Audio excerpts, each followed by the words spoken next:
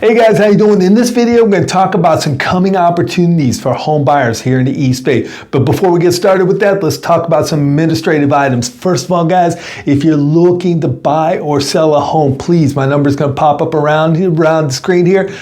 Reach out to us. Love the opportunity to talk with you. Number two, guys, if you're somebody who's interested in keeping up to date on the real estate market, again, look around the screen, click on the subscribe button, and finally comment below. Let us know how we're doing, and let us know if you have any questions about any of our videos. Now, here's one of the things we're looking at in this video is just really opportunities that are coming for home buyers in the real estate market. Now, you're thinking, opportunities for home buyers in the East Bay? Never heard of it. You know, it sounds crazy. It's been a tough going the last couple of years trying to buy a home. Prices have been up. Demand has been great for homes.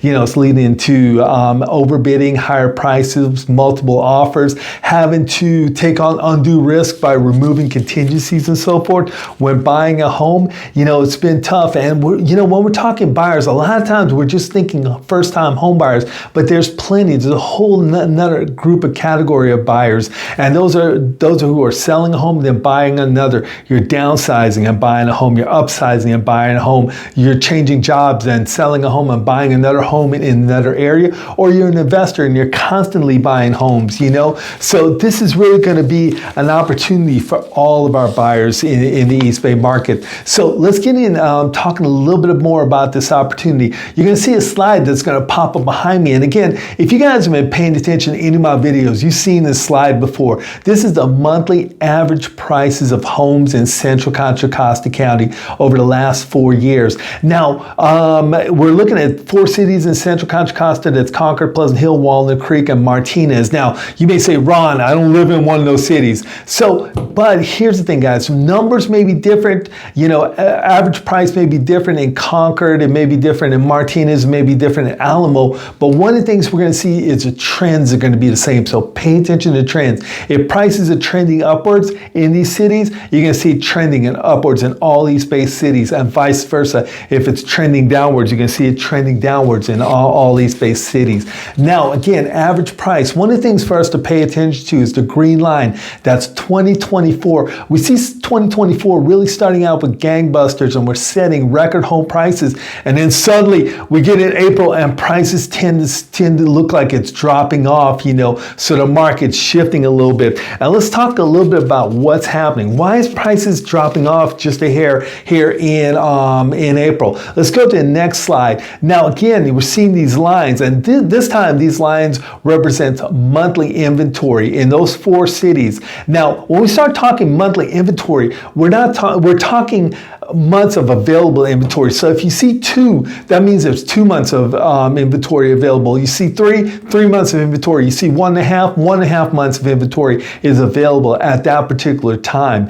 Now, here's what's important about inventory. Inventory is the key driver of prices in the real estate market. So you see high inventory, you're going to have low prices. If you got low inventory, you're going to have high prices, okay? So you've got to watch that. Now, here's what's interesting. The green line, this again, they all represent inventory in the last 5 years.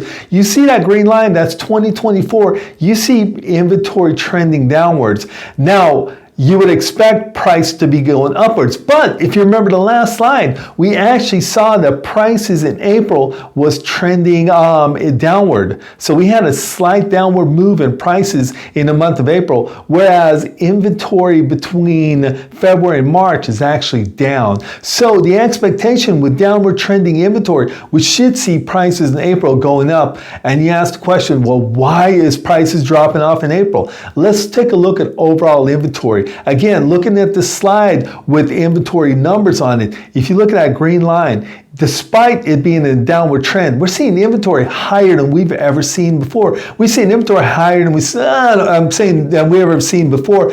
We've seen a higher inventory than we've seen in the last 5 years. So inventory right now, despite it being in a downward trend, it's actually higher than we've seen in the last 5 years. And that inventory is driving prices up right now. That high inventory is driving prices up right now. Now, if that high inventory continues, it's going to create some great opportunities for buyers during the summertime and towards the end of the year. Now, guys, you got to remember, you know, we're not just talking first-time home buyers. We're talking those buying or selling a home. We're talking investors and so forth. First-time home buyers, it's obvious. You know, you're going to go out there, you see prices are going to be going down. You're going to buy a home. Now, where are you going to benefit? You may have higher interest rates right now, but where you're going to benefit, guys, is you're going to start building equity right away in that new home that you bought.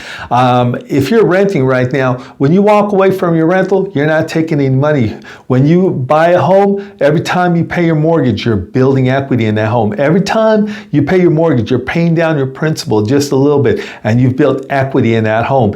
Now, one of the things that's going to happen, guys, at some point in time, the market will rebound. When the market rebounds, prices are going to start to go up. When prices go up, you're going to benefit because you're going to start building equity. Now, if you're in the other category, you have to sell a home and buy a new one. You're thinking like, Ron, well, I'm not going to be able to sell my home for as much as I could have a couple months ago or a couple years ago. And you're absolutely right.